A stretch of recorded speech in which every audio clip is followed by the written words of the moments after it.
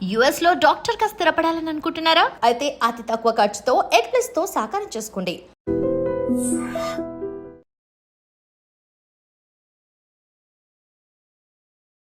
Welcome to iDream media.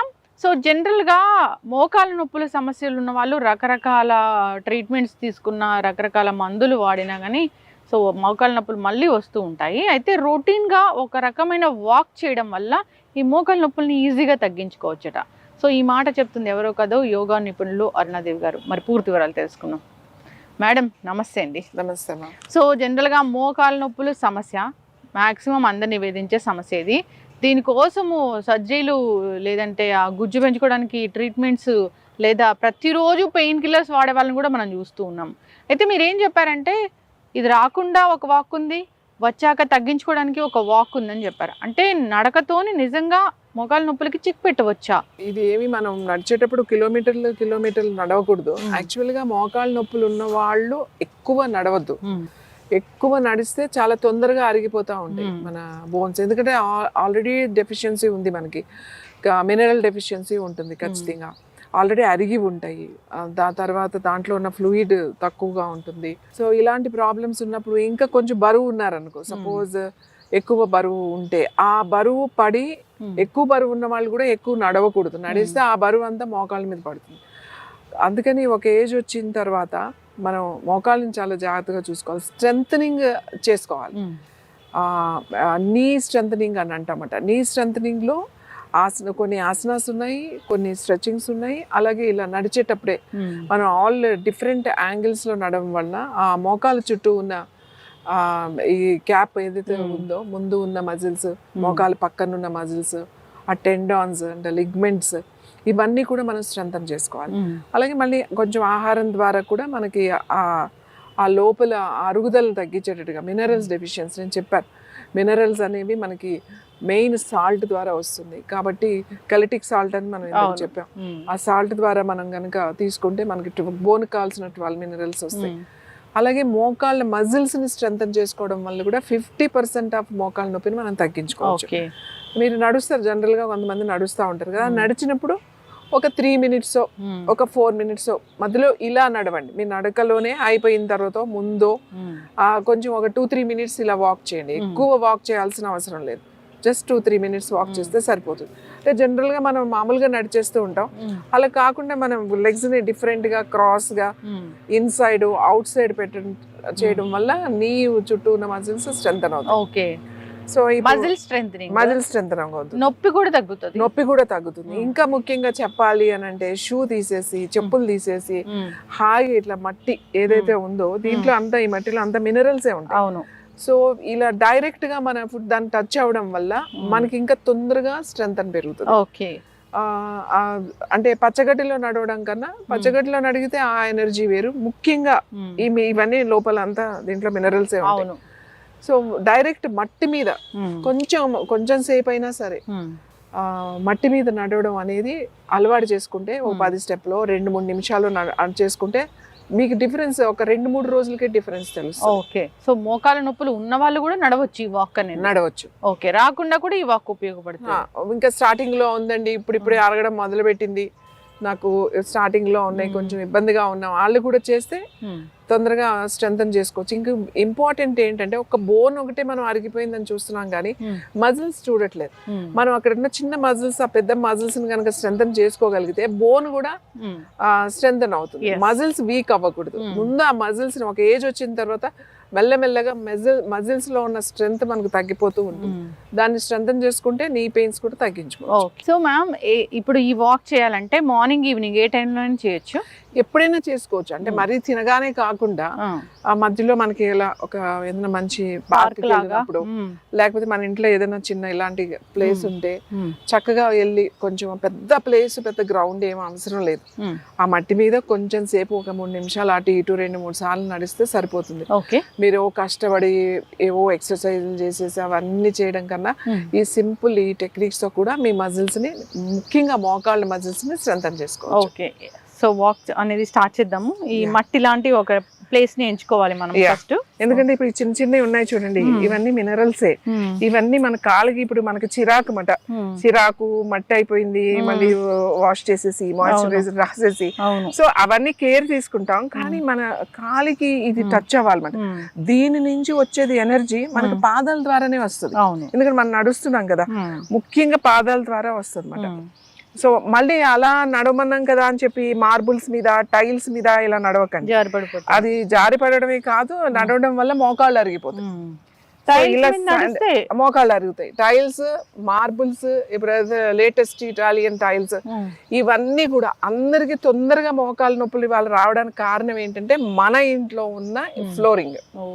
ఇప్పుడు ఆ flooring చూడడానికి చాలా బాగుంటుంది, కానీ మనకి మాత్రం అది మంచిది కాదు. అది డైరెక్ట్ గా అసలు నడవద్దని చెప్తాం. అందులో వింటర్ సీజన్ లో మీరు ఇంట్లో చాలా మందికి చెప్పులు వేసుకోవడం అది ఇష్టం ఉండదు. డైరెక్ట్ గా మార్బుల్ ఉంటే, మార్బుల్ ఫ్లోరింగ్ మీద నడిస్తే మీ మోకాళ్ళ నొప్పి, నడుము నొప్పి, మెడ నొప్పులు కూడా ఎక్కువైపోతాయి. ఎందుకంటే పాదాల నుంచి చలి లోపలికి వెళ్ళిపోతుంది. కాబట్టి కంపల్సరీ సాక్స్ వేసుకోవడం, పాదాలు నీట్గా పెట్టుకోవడం, లేకపోతే చెప్పులు వేసుకోవడం ఖచ్చితంగా చెయ్యాలన్నమాట. కానీ ఇక్కడ తీసి నడవాలి. ఇది రివర్స్, ఎందుకంటే ఇది న్యాచురల్. ఇక్కడ అంతా శాండ్, మట్టి, ఏ మట్టి అయినా పర్వాలేదు. కాబట్టి ఇక్కడ దీని మీద నడవడం వల్ల మనకు మోకాళ్ళకి చాలా మంచిది. ఓకే, వాక్ అనేది ఎలా చేయాలి? సో మనం మామూలుగా అయితే జనరల్ గా ఇలా వాక్ చేసేస్తాము, కానీ ఇందులో ఏంటి అని అంటే మనం కొంచెం క్రాస్ గా అన్నమాట. ఇది ఇప్పుడు అవుట్ సైడ్, రెండు పాదాలు అవుట్ సైడ్ వెళ్తాయి, జస్ట్ ఇట్లా ఇట్లా. ఇది కూడా ఇలా. ఓకే, సో ఇది కూడా ఇలా, అంటే ఇటు తిప్పి వేయాలన్నమాట. తిప్పడం వల్ల ఇట్లా మీరు చూడండి, ఇప్పుడు ఇలా నడుస్తున్నారు కదా, ఇలా నడుస్తుంటుంటే, ఇలా తిప్పి నడుస్తుంటుంటే మీకు డిఫరెన్స్ తెలుస్తుంది నీస్ దగ్గర. ఈ అవుట్ స్ట్రెచ్ లో ఈ ఇన్నర్ నీస్ మజిల్స్ ని మీకు ఇలా చిన్న చిన్న స్టెప్స్, పెద్ద ఫాస్ట్ గా వాక్ చేయకలేదు, ఇలా చూసుకుంటూ ఇలా గనక మనం ఇట్లా వేస్తే, ఇట్లా వేస్తే సైడ్ కంప్లీట్ గా తిప్పి. కానీ మోకాళ్ళ నొప్పులు ఉన్నప్పుడు ఇలా తిప్పి వేయాలంటే వాళ్ళకి ఇబ్బంది అవుతుంది. ఒకవేళ మీకు అలా ఇబ్బందిగా ఉంది ఇలా నడవడం అని అనిపించింది అనుకోండి, ఏం చేస్తారంటే స్టిక్ తీసుకోండి, ఒక కర్ర తీసుకోండి, ఆ కర్ర పట్టుకుని చక్కగా ఇట్లా సపోర్ట్ తీసుకుని ఇట్లా వేయండి. ఎందుకంటే ఆల్రెడీ మోకాళ్ళు అరిగి నొప్పులు ఉండి పెద్దవాళ్ళు ఉంటే ఇలా నడవడం ఇబ్బందిగా అవుతుంది, సపోర్ట్ కావాలనిపిస్తుంది. అప్పుడు ఒక స్టిక్ పెట్టుకుని, అదే కర్ర పెట్టుకుని చక్కగా నడవచ్చు అన్నమాట. సో ఇలా వెరీ ఈజీ అంతే, అవుట్ సైడ్ అంతే, ఇట్లా అవుట్ సైడ్ పెట్టడమే. ఫస్ట్ చూసుకుంటూ కొంచెం అలవాటు అయిన తర్వాత మీరు మామూలుగా నడిచేయచ్చు. ఇలా నడిచిన తర్వాత మళ్ళీ ఇన్సైడ్ నడవాలి. అంటే ఇప్పుడు మనం ఇలా అవుట్ సైడ్ పెట్టాం కదా, ఇలా పెట్టాం కదా, ఇప్పుడు ఇలా పెట్టాలి. మనం ఇప్పుడు ఎలా నడిచాం, ఇలా ఓపెన్ చేసి నడిచాం. అవును, నీని ఇట్లా తిప్పి నడిచాం. ఓకే, ఇలా నడిచాం. ఇప్పుడు దీని ఇన్సైడ్. ఓకే, సో ఇది ఇలా వేసాము, ఇది కూడా ఇలానే వేయాలి, ఇది కూడా ఇలానే వేయాలి. ఇట్లా తిప్పి ఇట్లా ఇట్లా ఇలా కొంచెం క్రాస్ చేసి, సో అది తెలుస్తుంది మీకు. ఇలా చేసినప్పటికీ ఈ మజిల్స్ తెలుస్తుంది, ఇలా పెట్టగానే ఈ మజిల్స్ మొత్తం తెలుస్తుంది. మీ కాఫ్ మజిల్స్, మీ ఇక్కడ హ్యామ్స్ట్రింగ్ మజిల్స్, నీ మజిల్స్ డిఫరెన్స్ తెలుస్తుంది అన్నమాట. సో మీకు సపోర్ట్ కావాలంటే సపోర్ట్ పెట్టుకోండి, ఒక కర్ర పట్టుకుని నడవండి. పెద్దవాళ్ళందరూ కూడా చెప్తున్నా, కర్ర పట్టుకుని నడవండి, ఎవరు కూడా కర్ర లేకుండా నడవద్దు. మిగతా వాళ్ళు సపోర్ట్ ఈజీగా ఉన్న వాళ్ళంతా కూడా పెట్టి నడవండి. సో ఇలా కొంతసేపు నడిచాం, ఇలా కొంచెంసేపు నడిచాం.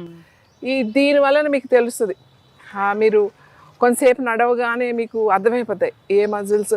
ఒకవేళ ఎవరికైనా కొంచెం స్వెల్లింగ్ ఉంది, కొంచెం వాపు ఉంది, కొంచెం నొప్పిగా ఉంటే కొంచెం నొప్పిగా అనిపించవచ్చు. ఒకవేళ ఇది చేసిన తర్వాత నాకు చాలా నొప్పి ఎక్కువైపోయిందండి, లేకపోతే వాపు ఎక్కువ వచ్చింది అనిపించింది అనుకోండి, ఏం అవసరం లేదు. మన ఆయిల్ ఉంది కదా, కొంచెం ఆయిల్ తీసి ఇట్లా అప్లై చేసేసారంటే చాలు, నొప్పి ఉండదు. కొద్దిగా నొప్పి మీకు తట్టుకునే అంత నొప్పి ఉంటే నడవండి, ఎక్కువ నడవకండి. బాగా నొప్పి ఉంటే కొన్ని స్టెప్పులు మీకు తెలిసిపోతుంది, ఇంకా నాకు నొప్పిగా ఉంది నడవలేను అన్నప్పుడు ఆపేసేసి కూర్చోండి, కొంచెం సేపు కూర్చుని బ్రేక్ ఇచ్చి కొంచెం నడవండి, అప్పుడు మీకు ఈజీగా ఉంటుంది. సో ఇలా నడవడం, ఇలా నడవడం, క్రాస్ నడవడం, ఈ రెండు చాలా ఇంపార్టెంట్. అలాగే వేళ్ల మీద నడవడం, అలాగే హీల్ మీద నడవడం. సపోజ్ ఈ కాళ్ళ మీద నడవడం అనేది ఇట్లా మొత్తం ఇలా. ఓకే, ఇప్పుడు మనం ఇలా చూపించాం, ఇలా చూపించాం. ఇంకొకటి ఏంటంటే ఇలా కంప్లీట్ కాలి మడమ మీదే ఇట్లా కాలి మనము మీదే నడవాలన్నమాట. అదే మనం అంటే ఈజీగా నడుస్తున్నాం, కొంచెం పెద్దవాళ్ళు మాత్రం చక్కగా కర్ర పట్టుకుని కర్ర సపోర్ట్ తీసుకుని నడవండి. ఇలా నడవడం వల్ల మీ కాఫ్ మజిల్స్ చాలా చాలా నీ మజిల్స్, పర్టికులర్ గా నీ మజిల్స్ యాక్టివేట్ అవుతాయి, స్ట్రెంగ్తన్ అవుతాయి. కాళ్ళ నొప్పులు, ఈ కాలి పిక్కలు, ఈ మడవల నొప్పులు అన్ని కూడా మీకు తగ్గుతాయి. ఈవెన్ యాంకిల్స్, చాలా మందికి కాళ్ళకి తిమ్మిర్లు ఉన్నాయండి, అసలు కాళ్ళు మొద్దుబారిపోతున్నాయి. ఇప్పుడు డయాబెటీస్, బీపీ మెడిసిన్స్ అంటే ఎక్కువ మెడికేషన్స్ తీసుకునే వాళ్ళు, బ్లడ్ థిన్నర్స్ తీసుకునే వాళ్ళకి ఈ కింద సర్క్యులేషన్ ఉండదు, తిమ్మిర్లు ఉన్న వాళ్ళకి. అప్పుడు తిమ్మిర్లు ఉన్న వాళ్ళకి మనం ఇంతకు ముందు కూడా చెప్పాం, రివర్స్ పొజిషన్లో ఉండాలి అని చెప్పేసి. ప్రతిరోజు ఎవరైతే డయాబెటీస్, బీపీ, లేకపోతే హార్ట్ ఇష్యూస్ ఇట్లాంటి ప్రాబ్లమ్స్ ఉన్నాయో, ఈ ప్రాబ్లమ్స్కి ఎవరైతే మందులు వాడుతున్నారో వాళ్ళందరికీ కూడా ఖచ్చితంగా సైడ్ ఎఫెక్ట్స్ ఉంటాయి. ఆ మెడిసిన్స్ వల్ల వచ్చే సైడ్ ఎఫెక్ట్స్ ఏంటి అంటే ఈ తొందరగా మోకాళ్ళు అరగడం, కాఫ్ మజిల్స్ నొప్పి రావడం, న్యూరోపతి, దాని ఈ పాదాలు సెన్సేషన్ కోల్పోవడం, అలాగే పాదాలు తిమ్మిరి మొద్దుబారిపోవడం, ఏదైనా గుచ్చుకుందో లేదో కూడా తెలియదు కొంతమందికి. తర్వాత నొప్పులు ఒకటే విపరీతంగా గుంజుతా ఉంటాయన్నమాట, అవి తగ్గకపోవడం. చాలా మంది చెప్తారు, మాకు కాళ్ళు లాగేస్తున్నాయండి, అసలు నిద్ర పట్టట్లేదు, రాత్రి అంతా ఊరికే లేస్తున్నాం మధ్యలో అని, క్రాంప్స్ వస్తున్నాయని కొంతమంది ఇలా చెప్తా ఉంటారు. వీళ్ళందరూ కూడా ఇలా సింపుల్ ఈ వాకింగ్ చేసుకుంటే చాలా బాగా పనిచేస్తుంది. మనం హీల్ వాక్ చేసాం కదా, ఇప్పుడు టోస్ వాకింగ్. టోస్ వాకింగ్ అంటే రెండు వేళ్ల మీద ఇట్లా కంప్లీట్, ఇప్పుడు ఇలా వాక్ చేసాం కదా, అంటే మన వెయిట్ అంతా దీని మీద పడింది, ఇట్లా వాక్ చేసినప్పుడు ఈ కాఫ్ మజిల్ మొత్తం స్ట్రెచ్ అయింది, యాక్టివేట్ అయింది. తర్వాత ఇలా టోస్ మీద కంప్లీట్ గా ఇలా లిఫ్ట్ చేసి మీరు ఇలా వాక్ చేయాలి.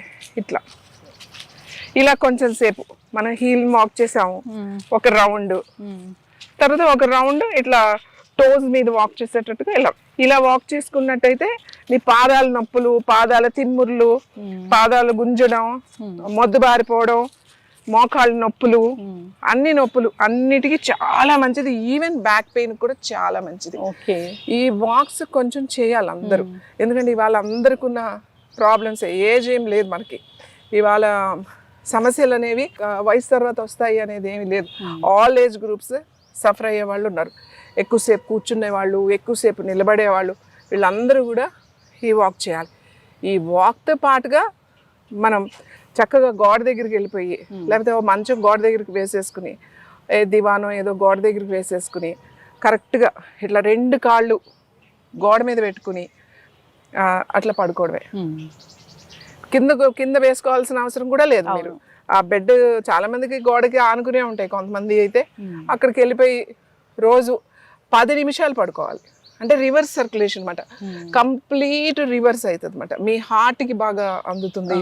తర్వాత మన హార్ట్కి ఒక మంచి హెల్ప్ చేసిన వాళ్ళం అవుతాం ఇలా చేయడం వల్ల. రివర్స్ సర్క్యులేషన్ అవుతుంది. ఎవరికైతే కాళ్ళ తిమ్మిర్లు, కాళ్ళ నొప్పులు, పాదాల నొప్పులు, డయాబెటీస్ ఉండి, మెడిసిన్స్ ఉండి నిద్ర పెట్టట్లేదు, మోకాళ్ళు అరిగిపోయినాయి, మోకాళ్ళ నొప్పులు ఉన్నాయి, బ్యాక్ పెయిన్, అందరికీ ఇది చాలా మంచి వాక్. మనం ఇలా లోపలికి చూపించాం, ఇలా అవుట్ సైడ్ చూపించాం, తర్వాత హీల్ మీద వాక్ చూపించాం, మళ్ళీ టోస్ మీద చూపించాం. ఇలా మీరు ఎన్ని అడుగులు వెళ్తే అన్ని మీకు సపోర్ట్ కావాలంటే ఖచ్చితంగా ఒక కర్ర పెట్టుకుని నడవండి, ఎందుకంటే పడిపోతే మళ్ళీ ఇంకా వేరే అనవసరమైన ఇబ్బందులు మీకు వస్తాయి. ఖచ్చితంగా మ్యామ్, చాలా చక్కగా చెప్పారు. సో మోకాల నొప్పుల సమస్య చాలా మందిని వేధిస్తూ ఉన్న సమస్య.